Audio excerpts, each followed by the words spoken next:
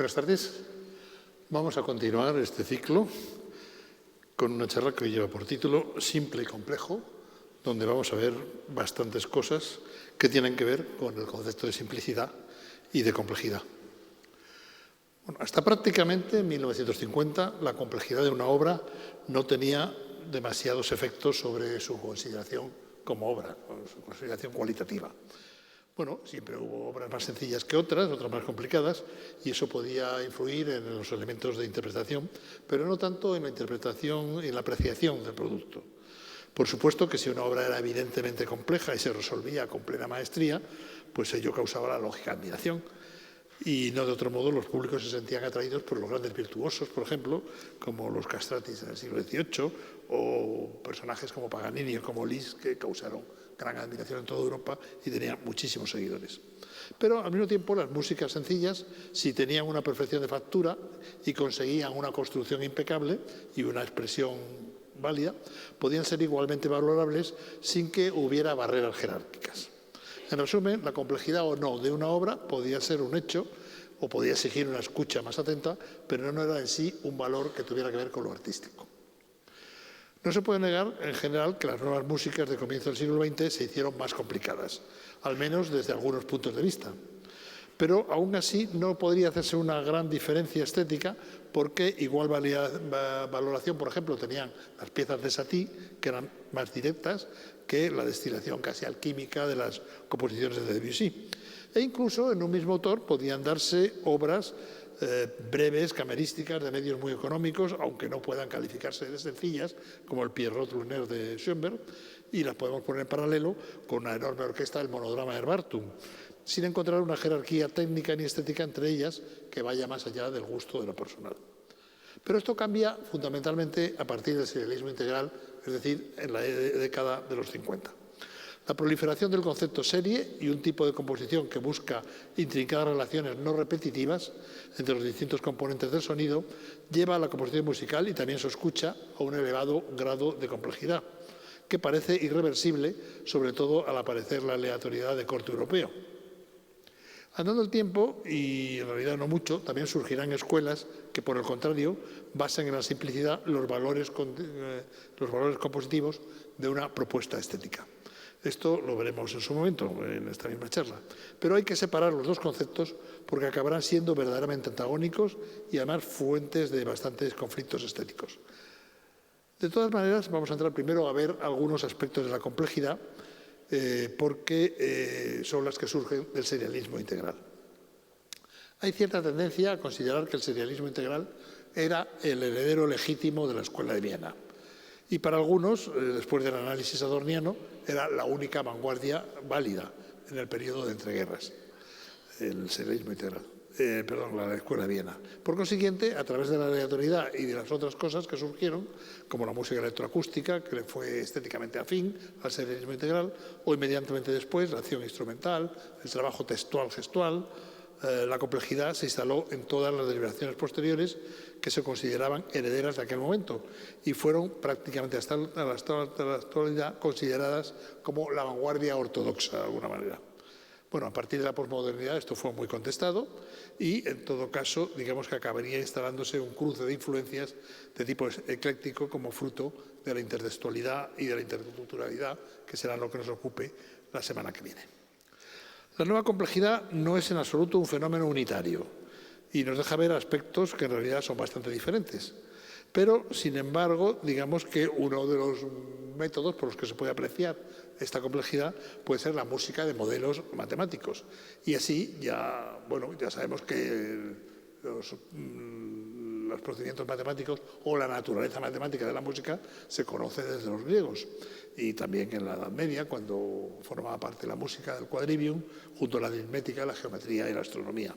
Pero digamos que incluso el sistema de acordes del sistema armónico tonal funcional que hemos explicado a partir del siglo XVIII, en realidad no es otra cosa que la utilización, con una jerga técnica musical particular, las magnitudes y relaciones entre ellas que son físico-matemáticas. Bien, el enlace de todas las tendencias matematicistas europeas con la etapa anterior nos la da Yannis Xenakis, del cual ya hemos hablado bastante, y sobre todo su aportación, que es el concepto de música estocástica. El concepto de estocástica se aplica a sistemas cuyo comportamiento es no determinista, porque el siguiente estado del sistema se da tanto por acciones predecibles dentro del proceso como por elementos que son aleatorios. Se ha afirmado que cualquier desarrollo temporal analizable en términos de probabilidad es un proceso estocástico. El concepto se ha usado en la teoría matemática, en la inteligencia artificial, en la física y en la biología. Y en la música, los elementos estocásticos se generan por procedimientos matemáticos. Bueno, ya hemos hablado bastante de Xenakis a este respecto, no me voy a repetir, pero también insistiré en que al final de su carrera se ocupó más detenidamente de los fenómenos acústicos que de las proporciones matemáticas. De todas formas, digamos que todos estos cálculos que él tiene que hacer tienen un alto índice de complejidad. Pero también se puede decir que la escucha estadística de las primeras obras de Ligeti también lo tenían y que se podría realizar exteriormente, porque Ligeti no lo hacía, un análisis matemático para ella. Lo cierto es que para él se trataba de una praxis compositiva guiada únicamente por su sensibilidad creativa.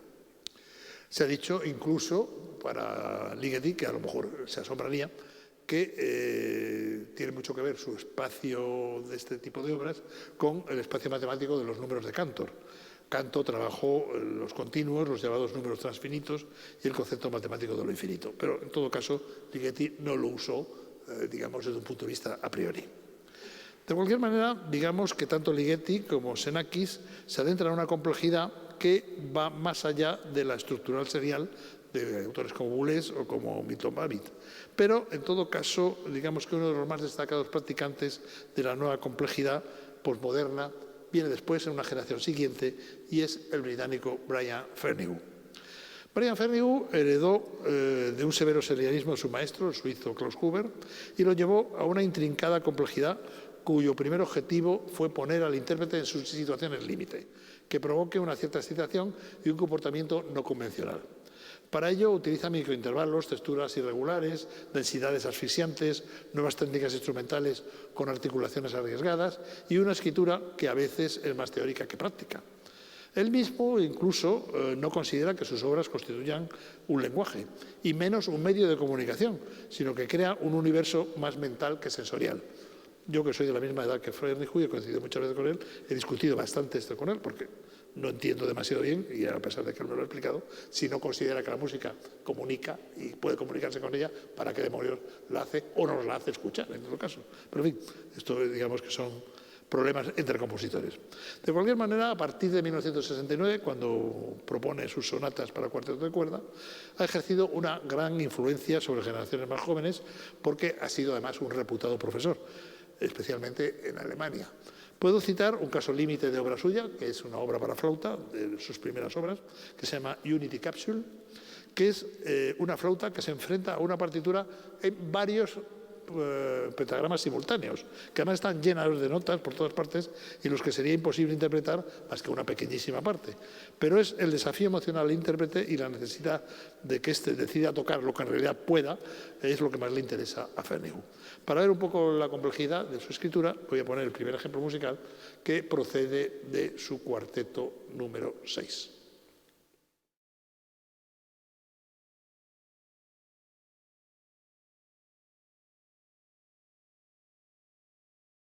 En este ejemplo quedan claras varias cosas. Queda muy claro que es una música muy difícil de tocar y muy compleja de estructura, que es heredera del serialismo integral por esta variación del concepto serie de todos los elementos y que evidentemente pues, representa bien a una nueva complejidad.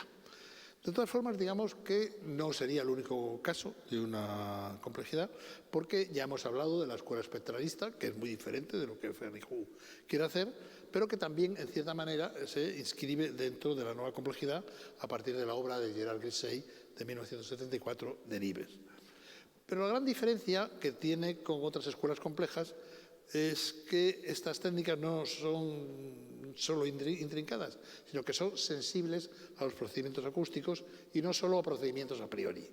De esta manera hay un espectralismo que se puede llamar poético en obras de autores como Tristan Murail, por ejemplo, como Hugues Dufour o como Michel Levinas, que también es un destacado pianista, y efectivamente en otros del mismo carácter, como Philippe Manoury, que es un importante punto de enlace entre los especialistas y las investigaciones técnicas avanzadas del IRCAM, fundado por Boulez, en torno a las transformaciones electrónicas por ordenador de instrumentos en tiempo real. Pero volviendo un poquito para atrás, para ponerles el siguiente ejemplo, vamos a volver al Tristan Murail, al que acabo de citar, en una obra que realmente es una obra orquestal, en la que verán ustedes cómo los procedimientos, que son complejos, tienen siempre esa base que decíamos a partir del espectralismo de dar todo el espectro sonoro desde un bajo hasta lo más alto de sus posibles sonidos componentes y que realmente funciona muy bien en esta pieza que se llama Gondwana.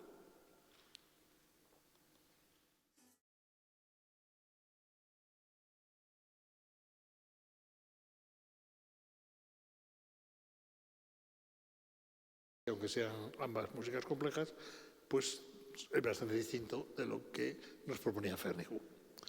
De cualquier manera, digamos que una aplicación llena de éxito de las matemáticas a la música ha sido la que ha tenido la aplicación de la geometría fractal, que se puso de moda universal en los finales del siglo XX. Un fractal es un objeto geométrico fragmentado e irregular cuya estructura básica general se da de la misma manera en escalas muy diferentes. Características del fractal son la autosimilitud, que permite que las partes tengan la misma estructura que el todo, pero puede ser exacta o cuasisimilitud, incluso una autosimilitud estadística, por lo que se habla de fractales algorítmicos por un lado y de fractales aleatorios por otro.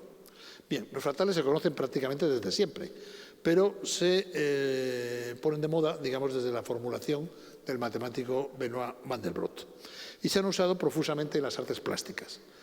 También surge de manera natural en la música, incluso en la música del pasado. Hay compositores como Bach, como Mozart o como Beethoven, donde encontramos, se pueden analizar, estructuras que son de tipo fractal.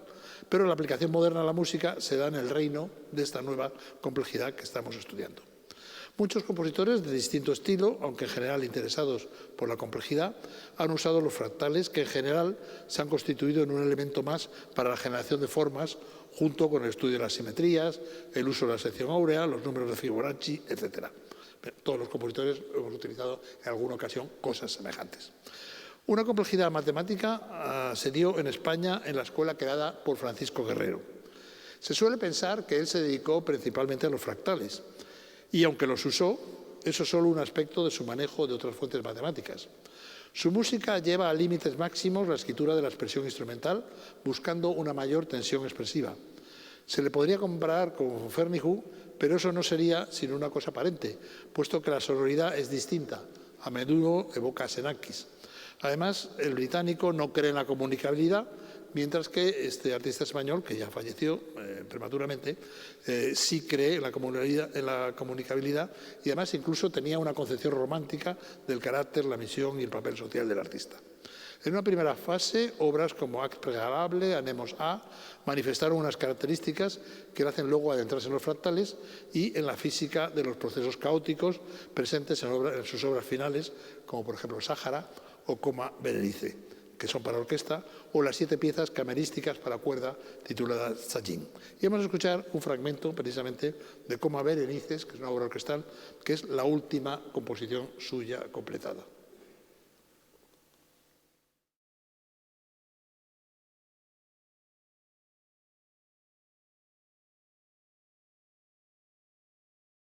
Bueno, hemos escuchado 3 ejemplos breves, pero muy diferentes de complejidad. En el caso de Guerrero, que desapareció prematuramente, dejó una buena cantidad de discípulos, de seguidores e incluso de adoradores. Pero no todos siguieron siempre su línea, pues derivaron hacia cierto eclecticismo posmoderno. Así el caso de su primer discípulo, David del Puerto, es un músico muy bien dotado, que evoluciona claramente a partir de la Sinfonía número 1, Boreas. Lo mismo ocurre con Jesús Rueda, en obras como la ópera Orfeo, o el instrumental Jardín Imaginario, o con Jesús Torres, que desarrolla una expresiva personalidad en varios conciertos instrumentales, como uno muy interesante para acordeón. También César Camarero fue discípulo de él, que va derivando hacia posiciones personales y, en cambio, desarrollando una personalidad propia, los que mantienen una complejidad más cercana a su maestro son Alberto Posadas, que equilibra la matematicidad con la búsqueda de resultados sonoros, o Carlos Satué, que es un músico matematicista coherente pero radical, pero además bastante interesante. Fuera de la Escuela de Guerrero hay dos compositores que se han interesado en España por la nueva complejidad en sentido estricto de tipo matemático. Y los dos son canarios, curiosamente. Uno es Gustavo Díaz Jerez, muy conocido como pianista, pero compositor de un objetivismo matemático, o Juan Manuel Marrero, que está más directamente implicado en las especulaciones del IRCAM. También se puede mencionar a un compositor prematuramente desaparecido, como fue el gallego Enrique Macías, orientado hacia las raíces de la nueva complejidad y enlazado con la nueva complejidad portuguesa que la representaría el portugués Emanuel Nunes.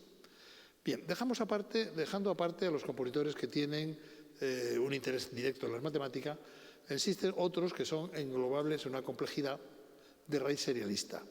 Ya hemos visto que Fernichu, en cierta manera, se podría tratar desde ese modo, pero desde luego, aunque el influjo de Fernichu ha sido principalmente en Alemania, más incluso que en su Gran Bretaña natal, sin embargo, la música más compleja en Alemania viene de otro lado y no viene propiamente de la matemática, sino de la manipulación práctica del sonido. El ejemplo más notable y también el más universalmente influyente es el de Helmut Lagemann. Lagemann procede de la experiencia serial y de la posición incluso de mezclar música y política de su maestro Luigi Nono, pero le ha interesado la manipulación del sonido para convertirlo en ruido. Es casi un procedimiento inverso al que se operó al principio del siglo XX, que captaba el ruido y le daba un estatus de sonido musical. En el caso de Lagemann es al revés, toma el sonido musical e intenta convertirlo en ruido. Lo que pretende es destruir los elementos tradicionales del sonido musical, trabajar con una articulación y una manera de emplear los instrumentos y las voces de manera que desnaturalicen su sonido. Apenas si encontramos en él sonidos musicales naturales, sino que incide en la transformación un poco anatómica del sonido. Se ha dicho incluso que persigue una música concreta e instrumental. Parece una afirmación contradictoria, puesto que la música concreta no es instrumental, sino que es grabada, pero evoca certeramente el tipo de sonoridad que el compositor persigue. No está interesado en absoluto en la belleza sonora, en el sentido tradicional, pues lo que quiere es romper la configuración musical habitual desde posiciones sociales y políticas. No es en sí un militante del feísmo tampoco, sino que se sitúa más allá de los conceptos de belleza o fealdad en las estructuras sonoras y no elude tampoco cierta provocación. Así tenemos obras como Thème A, piezas orquestales como Air, como Acanto, como Contracadence, enormes construcciones pianísticas como Seginad o una ópera titulada Das Mädchen mit Wechselhäuser, que en español se traduce sencillamente por La cerillera, que es una obra muy compleja pese a basarse en un sencillo cuento de Andersen y que contra todo pronóstico triunfó ante el público operístico y se ha representado en muchísimos teatros. Digamos que una posición cercana a la de Lagemann, pero antes vamos a escuchar un ejemplo de Lagemann, porque es curioso, porque nos va a dar otro ejemplo de complejidad distinto de los tres que hemos escuchado. Vamos a escuchar un fragmento de su obra orquestal Contracadence.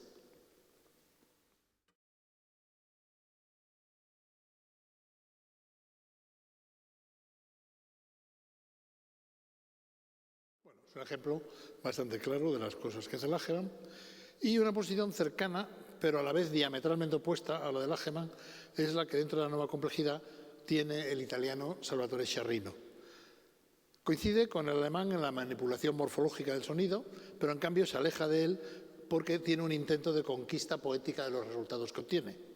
Muchas veces se mueve en espacios sonoros muy tenues y cercanos al ámbito del silencio, y ello lo realiza también en óperas, algunas muy sutiles, como Amore Psiche, como Luce Mia y Traditrice, y también en una rica música instrumental. Podríamos citar, dentro de una nueva complejidad bastante personal, a un autor como el húngaro Peter Eötvös, que procede de las consecuencias de la vanguardia serial, había sido alumno tanto de Boulez como de Stockhausen, y su acción en la música instrumental es importante, pero aún mayor su dedicación, aparte de una exitosa carrera de director de orquesta, a la ópera, con títulos como Ángeles en América, El Balcón o Tres Hermanas. Igualmente es director de orquesta y autor de óperas, el suizo Beat Furrer, que es el heredero actual de la vanguardia ortodoxa y redefinidor influyente de la misma en los nuevos tiempos con el conjunto Klangforum de Viena. Bueno, cercano a Lagemann habría un español que vive en Alemania, que es Manuel Hidalgo, que equidista en cierta medida entre Lagemann y Sciarrino. Y también podríamos hablar de una gran personalidad española que está dentro de este tipo de complejidad, que es José María Sánchez Verdú, pero que prefiero contemplar en un apartado en el próximo día porque tiene otras implicaciones que solo la complejidad. En cambio, sí citaría a otro autor que no tiene nada que ver con los aquí mencionados, pero que tiene un papel importante en España en la nueva complejidad, que es Carlos Galán, con su concepto de música matérica. Le interesa la manipulación directa del material, la expresividad del sonido, un compromiso radical con la música misma y la capacidad expresiva, belleza incluida, del sonido. Sus procesos son radicales y complejos, pero están muy lejanos de las posiciones de Fernihu o de Lagemann. Los desarrolla en obras como Magma, como Rioan, como Intihuata o en su ópera muy compleja Babel. Pero, de todas formas, antes de tomar contacto, que va a ser bastante violento como contraste, con los fenómenos de la nueva simplicidad, voy a abrir un apartado un tanto singular que probablemente está más cercano de la nueva complejidad, aunque en ocasiones no deja de tener una cierta simplicidad, incluso un poco naif.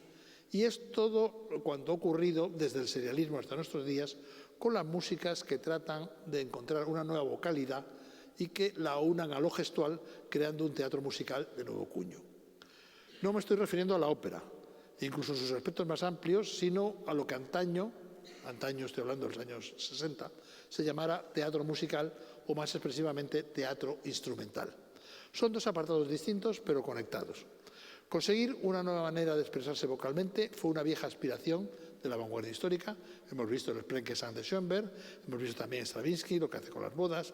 El otro día veíamos a Walton con Fassad, citábamos a Manuel de Falla con el retablo de Maese Pedro, pero estos intentos no cesan tampoco al llegar el serialismo integral. Lo que pasa que son otros los sonidos y otras las direcciones.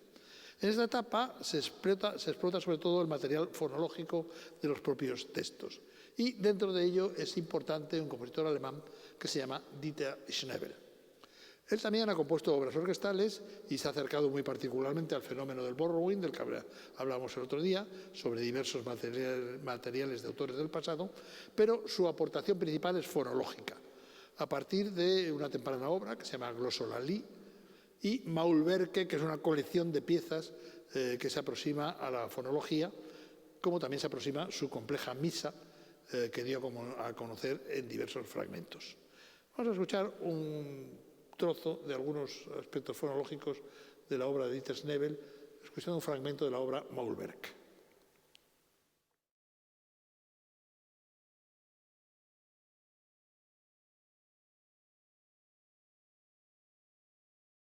Dos aspectos de Maulwerke, y se ha dicho a veces que Schnebel es heredero de ciertos aspectos de la poesía del dadaísmo. Bueno, en cierta medida pues tiene conexión, por ejemplo, con la Ursonate de Kurt Schwitters y con cosas así, pero él lo lleva por otro camino y además tiene incidencias dentro del teatro musical de la época, como casi todos los autores que estamos hablando aquí en este apartado, salvo un ejemplo español importante que trabaja fonológicamente pero no trabaja teatralmente, que es Agustín González Achilu, que trata diversos idiomas, como Asher Mittwoch, como Arrano Belza, el euskera, Libro de los Proverbios en castellano, la dilatación fonética o el enorme oratorio panlingüístico. En ciertas ocasiones sus logros fónicos tienen un cierto influjo sobre el material instrumental, aunque también se recorre el camino inverso. El material instrumental influye en el aspecto fónico. Digamos que la relación de texto, acción gestual y representación dio origen a un teatro musical de nuevo cuño que no pretendía ser operístico. En él los instrumentistas podían tener ribetes de actores, los textos eran más para actuar que para cantar y evidentemente cada autor y cada obra pues, ofrecían soluciones particulares. En todo caso, digamos que el autor más célebre de todos ellos y que prácticamente lo que hace es eso en toda su carrera, es el argentino, pero alemán, de origen alemán, nacido en Argentina y trasplantado de nuevo a Alemania, Mauricio Kagel. Su teatro musical, muy especial, ha sido descrito como dadaísta, pero la afirmación hay que tomarla con precauciones. Es cierto que renueva los materiales, que usa nuevos medios sonoros, pero utiliza también la electroacústica, los instrumentos, y explora los recursos dramáticos del sonido y de la palabra, además de tener un sentido del humor bastante particular. Aunque tenga antecedentes en otras obras, pues se inaugura sobre todo con una que se llama Sur scène y sigue con Match, que es una especie de acción o combate escénico entre dos violonchelistas con un percusionista que hace de árbitro. Una obra sobre la perturbación mental es Tremens, una experiencia para todo un teatro es Stadttheater, que no es una ópera, pero es un teatro musical en todo un teatro de ópera, o con bandas de música en movimiento, como en Klangberg. Le gusta mucho la paradoja, mirar el revés de las cosas. Por ejemplo, tiene una obra que se llama Mare Nostrum, en la cual hay una tribu amazónica que descubre el Mediterráneo, lo conquista y además convierte a sus habitantes. Y también tiene otra que se llama La decreación del mundo, que es lo contrario de la creación del mundo de Haydn, o Una pasión, que es la pasión según Bach. Bueno, hay más que describirían un mundo muy curioso, en el que también hay piezas instrumentales y electrónicas bastante particulares. Pero vamos a escuchar un fragmento de una obra que es más musical que teatral, pero que tiene todos estos elementos que utiliza Kagel, que se llama Anagrama.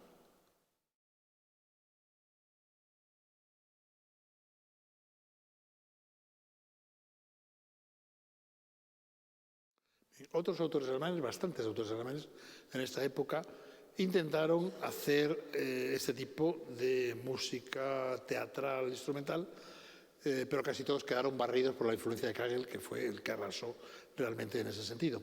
Y en otros países se dio el fenómeno también, así, por ejemplo en Italia, con Silvano Busotti. Busotti había desarrollado un grafismo elegante en la etapa de la música gráfica y dedicó mucho esfuerzo a la música instrumental, pero su obra más recordada es La Pasión según Sade, en la que canto, palabra, acción e instrumentos interactúan teatralmente. Luego evoluciona hasta la casi ópera con Lorenzaccio y ha sido director de escena y de teatros.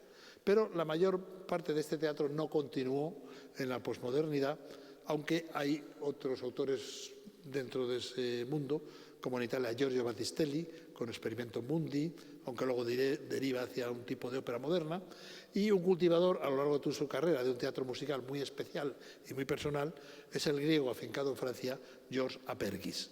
Sus obras son laberintos conceptuales muy atractivos visual y sonoramente, así obras como La naturaleza del agua, Jack el fatalista, El gigante Golía, La historia de lobos o El ciego de Bagnolet.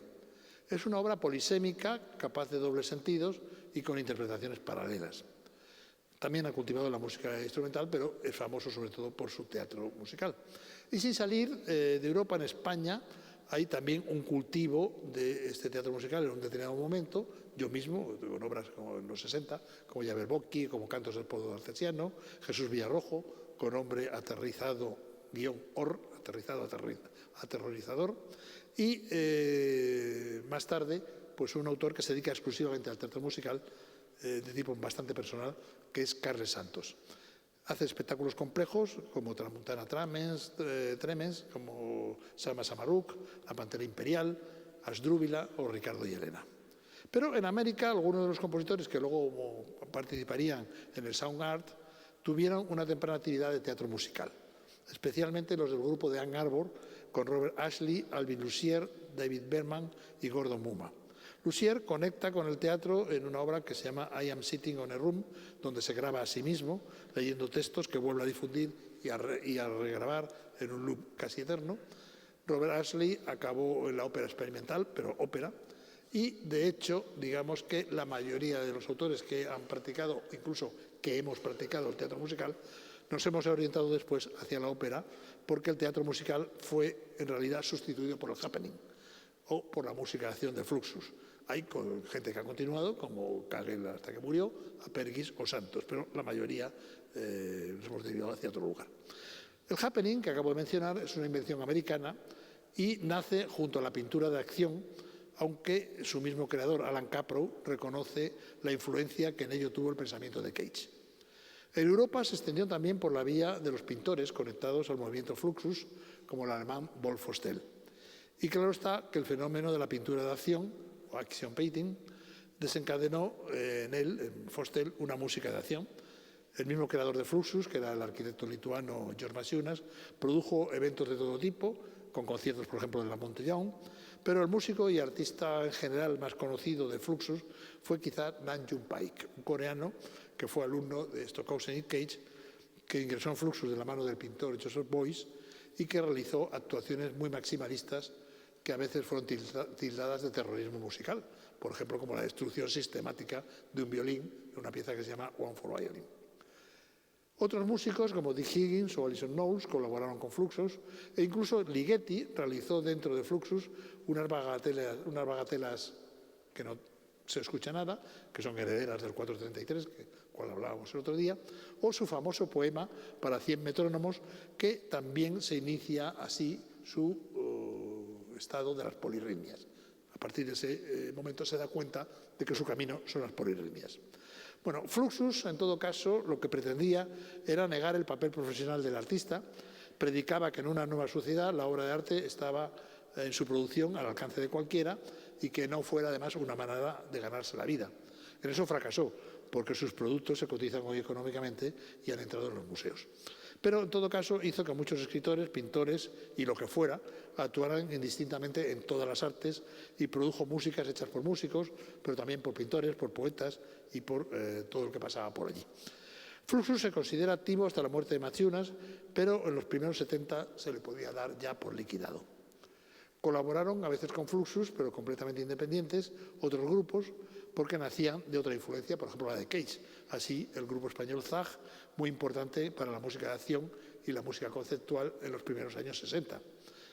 Juan Hidalgo, que había sido el pionero del serialismo integral en España y también el primero que realizó una obra electroacústica, lo fundó y fue el principal creador junto al italiano Walter Marchetti. También participaron activamente en los primeros años compositores como Ramón Barce, como yo mismo, y en los años 70 el grupo declinó como tal grupo y Juan Hidalgo se dedicó más a aspectos plásticos con Esther Ferrer y otros artistas. Se inició en la música de acción y se interesó después en la acción pura y en la interrelación entre el arte y la vida y en el arte conceptual, siendo de vital importancia para la vanguardia española de aquellos años. De cualquier manera, digamos que la música se había ido desarrollando hacia una gran complejidad a partir del serialismo integral. Y estaba latente la idea de que una investigación novedosa necesita una alta complejidad y eso persistió en el tiempo hasta llegar a nuestros días, porque se considera, por parte de algunos grupos, que la verdadera vanguardia, aunque bueno, esto sería muy discutible, es la vanguardia ortodoxa que evoluciona desde la vanguardia histórica a partir del serialismo integral, la música electroacústica y la nueva complejidad. De todas formas, digamos que, aunque algunos autores introdujeran el azar tras los pasos de Cage, podemos encontrar rastros de una simplificación en compositores como Feldman, del cual ya hemos hablado, como Lamont Young, pero realmente lo que les interesaba a ellos no era tanto la simplicidad, aunque la consiguieran de paso. Una corriente de simplicidad, que no de simplificación, no surge en la música hasta que en todas las artes no aparece una nueva estética que ha recibido el nombre de minimalismo. De entrada hay que advertir un error muy difundido, que es identificar la corriente minimalista con la música repetitiva de corte norteamericano. Desde luego que esa tendencia es minimalista, pero no es la única, y puede que ni siquiera sea la más importante, aunque ha sido sin duda la más influyente. También cuidémonos de identificar simplicidad con minimalismo, aunque tengan muchos puntos en común. De hecho, en algunas etapas complejas hubo autores que trataron de expresar las cosas más complicadas de una manera lapidaria, como es el caso de Webern, por ejemplo. Una parte de la simplicidad, la de los repetitivos, recuperó elementos que habían quedado abandonados en la evolución musical. Así, las tríadas perfectas mayores y menores, ciertos elementos de la tonalidad, aunque no funcional, aunque seguían sobreviviendo en las músicas aplicadas y en la música comercial de carácter industrial y de consumo, y los minimalistas místicos posteriores se sumergieron preferentemente en elementos modales y en cierta recuperación métrica y contrapuntística. No son sistemas neotonales, porque la recuperación no es funcional, pero sí recuperan en cierta medida la consonancia acórdica. De alguna manera se puede decir que algunos cultivan la hipertonalidad en el mismo sentido que en la misma época aparece la pintura hiperrealista que va más allá del propio realismo. De cualquier forma, el término minimalismo se ha hecho derivar de una expresión del arquitecto alemán Mies van der Rohe, que dirigió la última fase de la Bauhaus y luego migró a Estados Unidos, donde tiene grandes edificios de rascacielos en Nueva York, Chicago, etc. Él repetía la frase less is more, menos es más, y eso fue tomado como divisa en un artículo sobre pintura de Robert Bolheim, que la empleó por primera vez. Empleó por primera vez la palabra minimalismo e inmediatamente hizo furor. El minimalismo tiene así un alto arraigo en las artes visuales, pero no solo en la pintura y en la escultura, sino también en la arquitectura, en el diseño, en el cine y en el montaje teatral. Posteriormente, cuando había pasado como tendencia artística, el término se ha extendido a la moda, a la cocina y a cualquier cosa. Actualmente es un tic periodístico hablar de minimalismo, venga o no venga a cuento.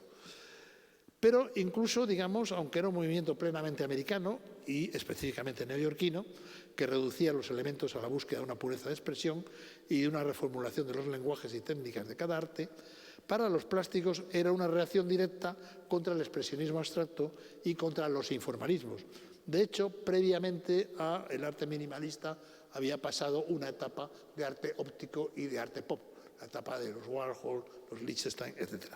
Plásticamente, el minimalismo tuvo una gran importancia porque surgió una escuela que ha tenido artistas muy célebres, como Frank Stella, como Richard Serra, como Sol Lewitt o como Donald Judd. E incluso hay una revolución teatral, que es la de Bob Wilson, y propuestas de cine y de vídeo en los finales de los 70 que estallan en la posmodernidad a partir de los 70-80. Y no hay que ocultar que algunos de estos artistas se da un componente de nacionalismo americano que también podemos ver en los músicos repetitivos. De hecho, Donald Judd ha militado frente al arte europeo como un nacionalista americano en esta corriente. Pero lo mismo puede ocurrir con algunos músicos, como veremos después. De cualquier manera, digamos que en la música minimalista encontramos reducción de elementos técnicos y de lenguaje sonoro, y que se basa en el principio básico de la repetición y de la evolución por deslizamientos de modelos que son a la vez armónicos, rítmicos y tímbricos. No es tanto la recuperación de un tema, que no existe, como una escritura motívica variada. La repetición no es necesariamente exacta, sino que va cambiando insensiblemente, creando una especie de música de ambiente. Bueno, en algunos casos, incluso los compositores dicen que se puede entrar y salir de esa música y que no hace falta escucharla de continuo. De todas formas, los prolegómenos de la tendencia tienen mucho que ver con ellos la Montaigne, pero la Montaigne enlaza con ellas singularmente porque trabaja en la compañía de danza de Anne Halbring, donde conoce a Terry Riley. Terry Riley será el verdadero iniciador de la tendencia. Había comenzado con obras experimentales de tendencia keyana y con un minimalismo no repetitivo, pero su estudio de las músicas orientales le lleva a la práctica de un tipo de minimalismo repetitivo que se hace célebre desde una obra que se llama In C, es decir, en Do, que es una obra de inmediato éxito mundial. Es para un conjunto no determinado. Consiste en 53 modelos rítmicos, melódicos, que deben repetirse individualmente un número de veces antes de pasar al siguiente. Se crean así cánones polirritmias no determinadas y la obra pues tiene una duración indeterminada hasta que todo el mundo, y si son muchos los que intervienen, pues nada más, hacen los 53 modelos.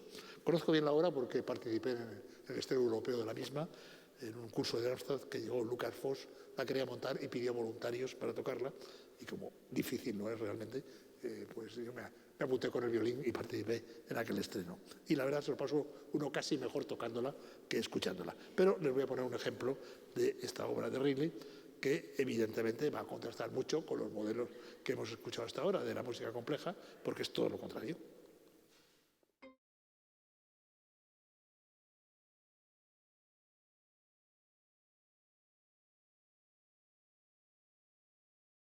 Espera a lo largo de toda la obra. Si Riley estudia la música oriental, el minimalismo repetitivo de Steve Reich surge de sus estudios del tambor africano y de las polirritmias de esa música, un poquito como lo que había ocurrido con Ligeti, pero una música que no tiene nada que ver. Se orientó hacia ese lenguaje trabajando con dos magnetofones que le producían sincronías y asincronías, logrando atención con una obra muy inicial que se llama It's Gonna Rain, va a llover. Creó su propio conjunto para difundir este tipo de música, como había hecho Riley también, y en piezas como diferentes trenes, mezcla el minimalismo repetitivo con música concreta grabada, o en drumming, que consiguió un gran éxito mundial con instrumentos de percusión. Y Reich y Riley tienen muchas coincidencias técnicas y estéticas y exploran ambos el mundo de la repetición, pero son dos artistas netamente diferenciables en su idea y en su obra. Vamos a escuchar un trocito de Different Trains de Reich, que es para cuarteto de cuerda y electrónica grabada. Que en realidad la grabación de la electrónica, digamos que no está producida por aparatos electrónicos, sino por grabación de sonidos concretos, entre ellos textos, trenes, etc.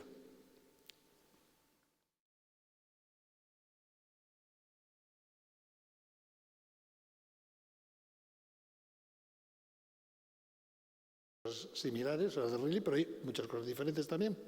Y aunque tanto Reich como Riley son muy conocidos, quien de verdad aprovechó el impacto del minimalismo repetitivo, incluso comercialmente, fue Philip Glass.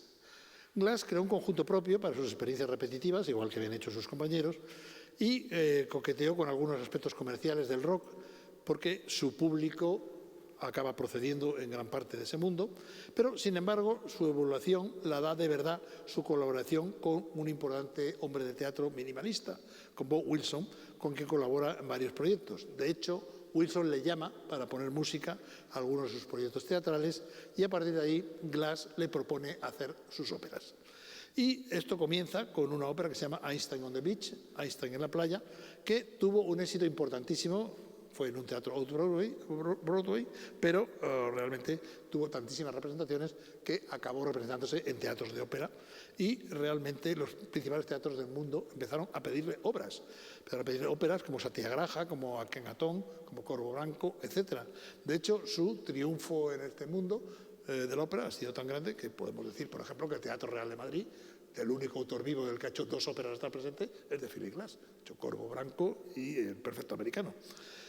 También se acerca al cine y realmente estos conjuntos propios los va abandonando por tocar él mismo el piano, sus obras, o por acercarse a la orquesta sinfónica, influido quizá por los minimalistas de la segunda generación de la que luego hablaremos. Y cuando se pasa a la obra sinfónica, pues crea una serie de conciertos instrumentales y de sinfonías, realmente adentrándose en una especie de neotonalismo que atenúa su precedente minimalista repetitivo sin borrarlo del todo. Así, por ejemplo, la Sinfonía número 6, que emplea la oda plutoniana de Allen Ginsberg, o la Sinfonía número 8, donde se cruza el minimalismo realmente con Bruckner y con la Sinfonía en 3 movimientos de Stravinsky. Pero digamos que esto ha sido un influjo de la segunda ola minimalista que se da en una generación posterior con supuestos algo diferentes. De hecho, esta nueva escuela tiene muchos practicantes en los Estados Unidos, pero es casi enteramente eclipsada por el éxito universal de su practicante más conocido, que es John Adams. Adams no parte del estudio de músicas de otras culturas, como Riley o como Reich, tampoco de la práctica de conjuntos específicos que él cree. Él procede directamente de la práctica de la música sinfónica. Él había sido instrumentista de la Filarmónica de Los Ángeles e incluso pues, se dedica también a la dirección orquestal. Practica la ópera en grandes teatros desde el principio, no como Glass, y aspiró a ser el ideólogo de la música repetitiva, mostrando una visceral aversión a la vanguardia de la modernidad y hacia el serialismo. Incluso llegó a considerar el serialismo como una especie de colonialismo europeo, por lo que desarrolla un militante nacionalismo americano que justifica con su música, como Donald Judd lo había hecho con la pintura. Pero luego se calma un poco en su antieuropeísmo, porque inopiadamente tiene mucho éxito en Europa y le llaman continuamente para dirigir las orquestas por aquí, con lo cual su actitud contra la música europea, digamos, se dulcifica. De todas formas, digamos que lo que él aporta a los otros minimalistas es una restauración de ciertos esquemas tonales o modales que emplea de manera repetitiva.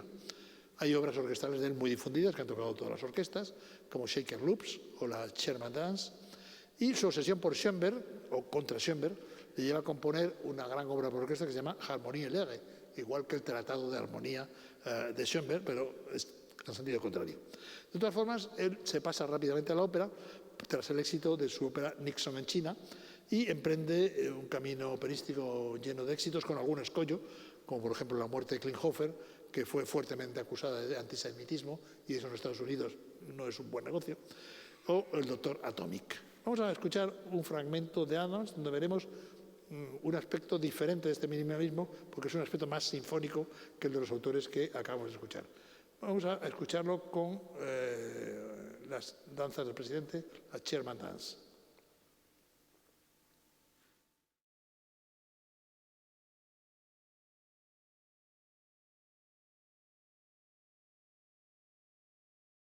Bueno, este es el ejemplo de John Adams. Pero hay que decir que hay compositores minimalistas americanos que son menos conocidos, pero no todos son repetitivos.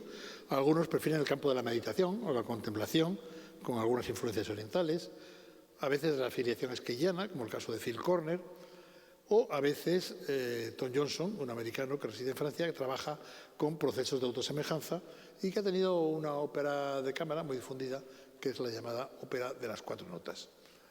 Pero digamos que pese a las reivindicaciones americanistas de los minimalistas repetitivos, realmente el minimalismo europeo suele ser de otro cuño, con pocas excepciones. Las excepciones europeas de minimalistas repetitivos casi se circunscriben, como autores conocidos al menos, a Michael Nyman, que es autor de una ópera bastante difundida, El hombre que confundió a su mujer con un sombrero, sobre el famoso texto del neurólogo Oliver Sacks, y luego pues, se ha dedicado sobre todo a música fílmica.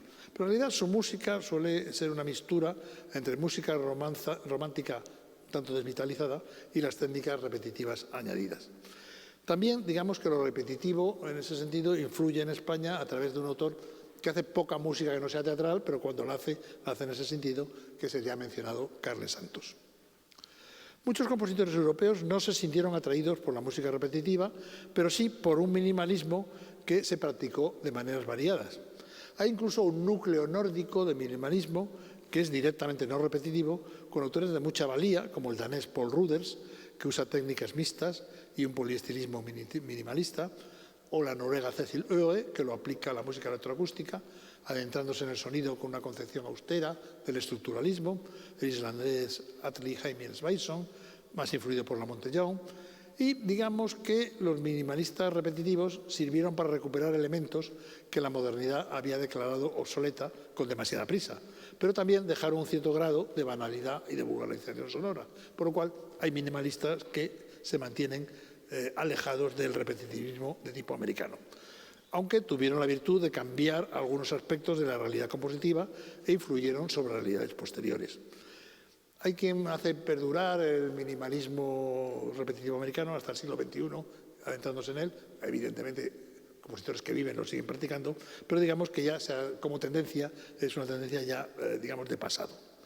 De cualquier manera, en las 2 últimas décadas del siglo XX, el minimalismo se desarrolló de otra manera y enlaza con el pensamiento postmoderno una de cuyas características, en su complejidad, el postmodernismo, es incluso contradictoria, la reaparición de preocupaciones religiosas o pararreligiosas en las vidas y en las artes. Y esto se produce con bastante amplitud en el campo musical. Pero digamos que desgraciadamente no solo se trata de la práctica de las religiones tradicionales, sino que también pues va pues, por diversos sitios, desde el pensamiento trascendente oriental hasta toda clase de supersticiones, sin ir más lejos, la astrología. Se ha dicho que es un renacer del pensamiento aletargado por el positivismo progresista de la modernidad occidental o por la hostilidad marxista en el caso del bloque soviético. De todas formas, digamos que el acercamiento a lo espiritual se considera novedoso porque en el contexto de las vanguardias el pensamiento musical de la modernidad era tan abstracto que apenas cabía otra cosa y no cabía el pensamiento religioso o el sociopolítico, a pesar de Luigi Nono. Ciertamente hay que decir que Messiaen era un católico militante y dejó obras directamente religiosas, pero ello influencia su pensamiento personal y no tanto su técnica o su estética, de la misma manera que el materialismo dialéctico ha influido en Luigi Nono. En ambos casos, la utilización de textos podía hacer direccionar el mensaje, cualquiera que fuera su técnica. De todas formas, digamos que serialismo integral y aleatoriedad pertenecían a un estructuralismo de tipo totalmente abstracto. A propósito de una de las grandes obras electrónicas de Stockhausen, El canto de los adolescentes, se ha dicho que es una obra religiosa. Bueno, el origen del texto usado lo es porque procede del libro de Daniel, de la Biblia, es el canto de los adolescentes en el horno, pero la pieza es eminentemente formal. Pero otra cosa es que el pensamiento posterior del autor no vaya por esos derroteros. Por ejemplo, hay una obra importante, muy importante en la producción de Stockhausen, que es Stimum, que es una obra aleatoria porque sus fragmentos son móviles, son combinables, pero también es minimalista y meditativa porque se puede considerar como una larga variación sobre un único acorde, un acorde de novena nada disonante y es para 6 solistas vocales microfonizados. La obra se manifiesta como una especie de experiencia mística, sus textos son nombres de divinidades de todas las latitudes y puede considerarse como una introducción a una tendencia minimalista orientada hacia un neomisticismo.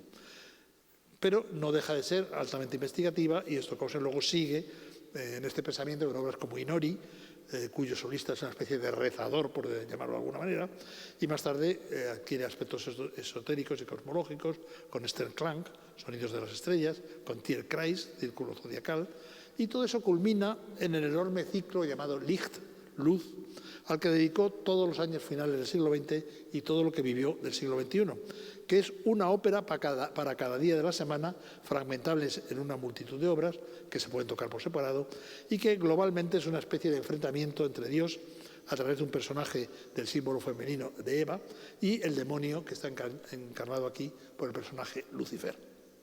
Pero si Stockhausen fue un antecesor ilustre del minimalismo místico, él era místico, pero no siempre minimalista. Otro antecedente claro es Penderecki, que todavía en un campo de la vanguardia ecléctica mostró en su Pasión según San Lucas, que fue un éxito mundial, este tipo de anclajes con la música religiosa moderna. Y el lenguaje de la modernidad le sirve para una brillante mezcla, por un lado de religiosidad, pero por otro lado también de una especie de sadismo en su ópera Los demonios de Ludum. Su momento de retorno se suele fijar en la escala de Jacob, que es un oratorio, pero resulta más claro en su segunda ópera, El paraíso perdido, sobre Milton, con una clara retórica constructiva de corte postromántico. Bueno, luego sigue mezclando este tipo de conquistas técnicas en su primera etapa con esta vuelta a una especie de misticismo en Requiem polaco o en las 7 puertas de Jerusalén. Otros compositores polacos intentaron esta vía mística y de repente pues, nos encontramos con fenómenos extraños. Por ejemplo, un antiguo militante de la vanguardia que conoció un asombroso éxito con una obra parareligiosa que había pasado desapercibida cuando se estrenó muchos años antes, pero que arrasó en los años 90 cuando ya se había desarrollado esta tendencia misticista. Me estoy refiriendo a la Sinfonía de las Canciones Tristes, que es la tercera de las sinfonías de Henryk Górecki, con un lenguaje simplificado, netamente repetitivo, aunque no a la manera americana, y dotada de un explícito patetismo eslavo. Tuvo un éxito arrollador, como digo, mucho más tarde de su estreno, y hizo persistir al autor por esa línea, aunque nunca obtuvo el mismo éxito. De cualquier manera, digamos que en algunas condiciones los países eslavos permitieron el desarrollo de un minimalismo místico, pero sin duda el desplome de la Unión Soviética contribuye a ello. Ya hemos hablado de un compositor de la vanguardia soviética, luego rusa, que era Edison Denisov, pero él permaneció siempre dentro de la modernidad vanguardista. Su continuador en Rusia podría ser Yuri Kasparov, que es investigativo y posmoderno en obras como Efende Nui o como Concierto para oboe. También posmoderno, incluso más importante a veces que Denisov, sería Alfred Schnittke, pero su música no acusa estas tendencias místicas. Todavía en la Unión Soviética, cuando existía, se dio un curioso caso de vanguardia mística en una compositora absolutamente incalificable, como es Galina Usborskaya. Usborskaya era discípula de Shostakovich y llegó a ella misma a decir que su estilo no tenía nada que ver con el de cualquier compositor vivo o muerto. Y no le falta cierta razón, pues mezcla un sentido místico y parareligioso con una composición de bloques que puede llegar a ser muy violenta y usando conjuntos muy heterogéneos. Por ejemplo, Donas Nobis Pacem es una obra para piccolo, tuba y piano. Dies Irae es para 8 contrabajos y piano. La Sinfonía número 4 para mezzosoprano, trompeta, tantán y piano. La Sinfonía número 5, llamada Amén, es para oboe, trompeta, tuba, violín y percusión. Y además de eso compuso violentas sonatas para piano. Fue tolerada en la Unión Soviética, pero no apoyada, y luego ha sido bastante celebrada en círculos muy completos. No se acercó al realismo socialista, tampoco al serialismo, y su sonoridad se puede acercar en ocasiones a autores a los cuales no conoció, como Varese, como Xenakis o como Chelsea, aunque sus procedimientos son propios. Pero más conocida que Usborskaya es Sofía Gubaidulina, una moscovita de origen tártaro que fue pionera del serialismo y de la electroacústica en la etapa soviética, donde ya mostró su interés por lo religioso con el oratorio Laudatio Pacis, o con conciertos instrumentales que llevan como títulos partes de la misa, Introitus, Ofertorium, etc. Luego se afincó en Occidente y practicó una música que se mueve como una amalgama técnico-estilística en la que se vierte un pensamiento místico junto a un minimalismo refinado. Su obra se toca con bastante frecuencia.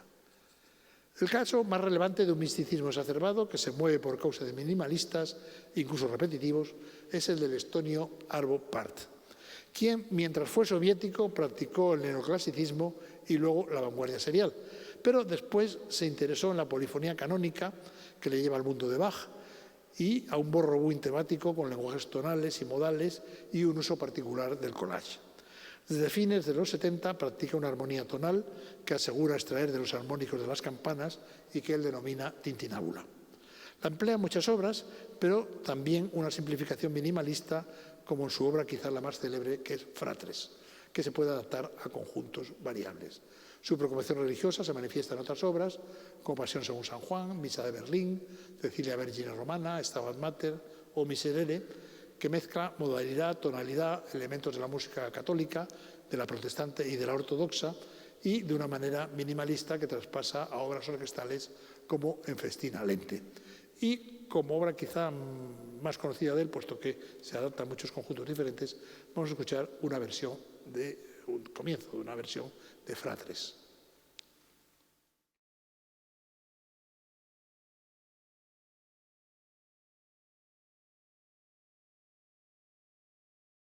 Ejemplo de música de Pärt, y podemos citar a otros autores soviéticos como Alexander Neifeld, como Soretnikov, etc. Pero digamos que la difusa religiosidad de la posmodernidad tiene ramificaciones especulativas esotéricas y podríamos hablar de un minimalismo místico europeo no ruso que no se basa en esas preocupaciones. Y, por ejemplo, lo tendríamos en Inglaterra. Quizá el más sólido de estos autores sea John Taverner, autor de obras tempranamente celebradas como The Whale, La ballena, o el Celtic Requiem, pero luego que inicia una línea continuada con piezas del corte de Protecting Veil, el velo protector, o para violonchelo y cuerdas, o de Icon of Eros y otras por el estilo. Más joven, pero lanzado internacionalmente con gran amplitud, es el escocés James Macmillan, que no elude los elementos folclóricos, los modelos rítmicos y una cierta simplificación del lenguaje que lleva directamente a un minimalismo místico. En obras como Beni, Beni, Emanuel, Seven Last Words from the Cross, las 100 últimas palabras en la cruz, La Pasión según San Juan, etc. De cualquier manera, digamos que el minimalismo es una tendencia muy amplia y, aunque se inserte en la nueva simplicidad, se pueden dar elementos minimalistas que no sean ni repetitivos ni místicos, ni que tampoco apunten hacia una directa simplicidad, sino simplemente a una autonomía de medios. Por ejemplo, hay mucha crítica que habló de mi primer cuarteto, Aura, primeros años 60, como de la primera obra minimalista española. Pero tanto esa obra como otras del periodo, como Rosa Rose o Misteria, no implican caminos minimalistas, sino que son una reducción de elementos tendentes a una reorganización del propio lenguaje. Esta reorganización del lenguaje lo llamaré ahora una especie de influencia de los elementos prácticos de la escucha.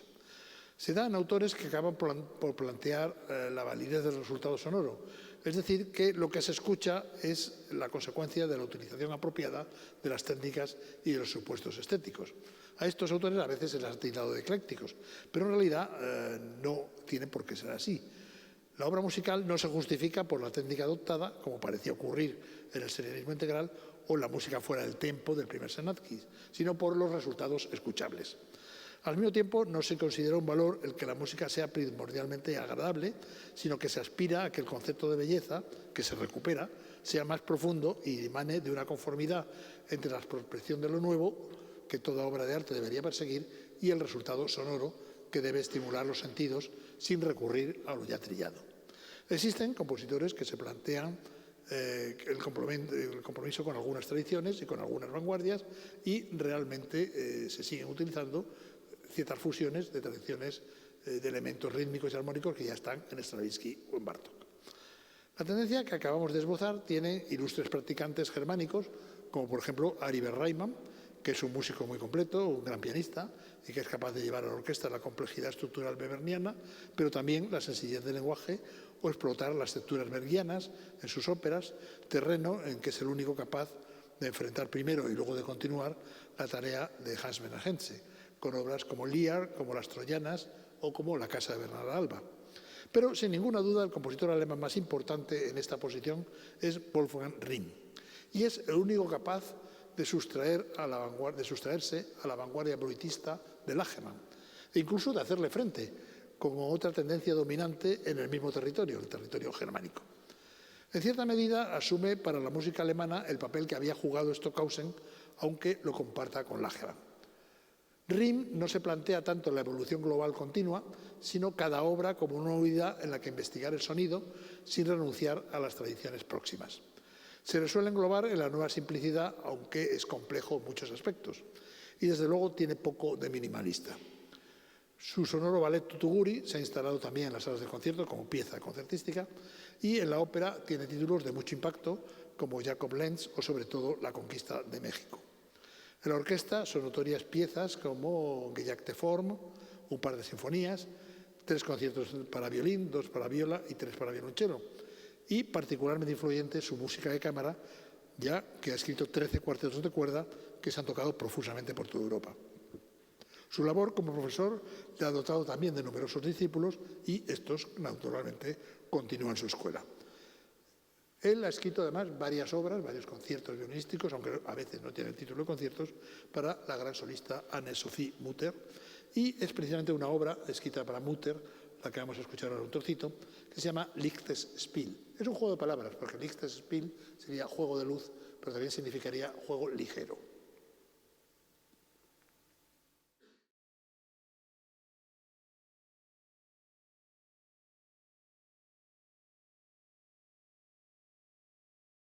Bien, esta tendencia de Rihm, que es diametralmente opuesta a la de Lagemann, ha tenido también otros compositores alemanes que la han seguido, como Manfred Trojan, con obras como 5 cuadros marinos, el concierto para violín, y otros como Müller-Siemens, como Theo van Müller, etc. Pero digamos que el pragmatismo que deriva de la propia evolución de su país ha producido casos de transvanguardia, como ocurría con Britten, y ya lo veíamos en Gran Bretaña, pero también con autores posteriores, que los hemos visto como transvanguardistas, como George Benjamin, que parte de un lenguaje brillante entre Messiaen y Boulez para adquirir perfiles propios en obras que tienen un acercamiento a veces espectralista, como A primera luz, o en obras como la ópera escrito sobre la piel. De todas formas, digamos que Benjamin tiene ya continuadores en una generación más joven, como por ejemplo Thomas Hades, del que hablábamos el otro día, mientras que un opositor a Benjamin, dentro de su propia generación, se inserta en la nueva complejidad, aunque distinta de la de Fernicow, sería James Dillon. Y un ecléctico que mezcla jazz, vanguardia, es Mark Anthony Turnage, por citar algunos de estos autores. Pero digamos que en Estados Unidos la fuerte influencia cayana, por un lado, y la ola de minimalismo repetitivo, apenas si deja espacio para otras cosas que no sean un continuismo de alguna de estas cosas. Pero, sin embargo, hay algún independiente que ha conseguido un espacio propio interesante. Me refiero sobre todo a George Crumb. George Crumb, escrito Crumb, es un compositor que parte habitualmente de una investigación sobre cómo se produce el sonido para de inmediato ligarla a resultados de una poética especial que a veces se ha tildado de surrealista. Tiene cierta influencia de Bartók, también de Debussy, pero se somete a una particular visión de lo sonoro.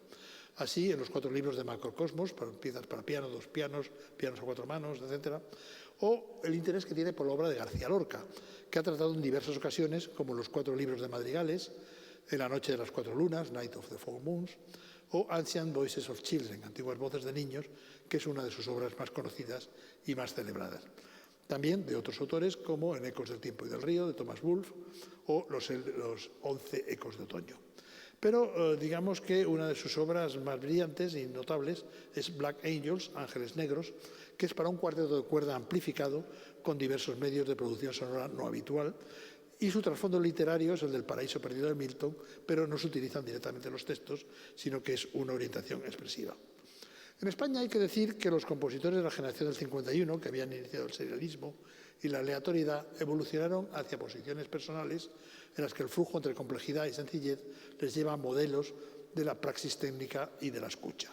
Y los posteriores son mucho más eclécticos y más directamente implicados en esta praxis técnica de la escucha, como tenemos, por ejemplo, el caso de algunos de los alumnos de Guerrero, de los que ya hemos hablado, o el caso de un Carlos Cruz de Castro, que practica una vanguardia experimentalista en una primera etapa, pero luego se orienta hacia ciertos elementos de borrowing, como la tocata vieja para tonos nuevos, la síntesis de elementos, como la Sinfonía número 1, Canarias. También parte de un experimentalismo basado en modelos matemáticos, Teorema de la Cruz, que luego se orienta hacia este tipo de tendencias, obras como Sol Luna, Quasar, Kinesis, Concierto Atlántico. Un caso particular lo ofrece Javier Darias, que surge de las vanguardias extremas con un amplio estudio de la armonía de cuartas para profundizar luego en el terreno de las escalas, sobre las que ha publicado un extenso y completo tratado. Pero su aportación compositiva personal se concreta en una serie de piezas orquestales de síntesis sobre elementos de la práctica y de la escucha, en obras como Vidres, como Bigmar, como Laberinto de Lorna, como Clannivers Tío, hasta Saudades Novas o Atterran Arridum. Darias, además, es fundador y profesor de una importante escuela de composición, la ECCA, que desarrolla en Alcoy una amplia actividad y de la que han salido notables compositores como Javier Santa Creu, como Carme Verdú y como otros que han tenido amplia presencia nacional e incluso internacional. Y en la generación de los que nacen en torno a los años 50, pues hay una fructífera relación entre tradición y vanguardia en casos, ya lo mencionamos el otro día a propósito del borrowing, como José Luis Turina, que en realidad establece diálogos entre técnicas y estéticas diversas, demostrando un talento orquestal impecable. Así se inicia con uno muy joven, con un espectacular Crucifixus, y luego piezas orquestales como Pentimento, como Ocnos, un importante concierto para violín y orquesta, El arpa y la sombra, otras camerísticas, como el Scherzo para un Hobbit, pianística, como la Fantasía de Don Giovanni, o los palíndromos. De todas formas, digamos que tiene una interesante obra teatral también, con una ópera de cámara, Ligazón, sobre Valle Inclán, una muy amplia que se llama DQ, Don Quijote en Barcelona, que es en el Liceo de Barcelona, y el espectáculo teatral musical La raya en el agua. Podríamos hablar de otros autores de esta generación, por ejemplo, es típicamente de este tipo de estética, Alfredo Racine, pero tiene una especial significación dentro de la intertextualidad y la interculturalidad, y esos son fenómenos que vamos a ver en el último de estos capítulos, que tendrá lugar el próximo miércoles. Por consiguiente, lo vamos aquí a dejar de momento y ahora, pues como siempre, si tienen ustedes algo que decir, disparen ya y cuanto antes mejor. Pregunten.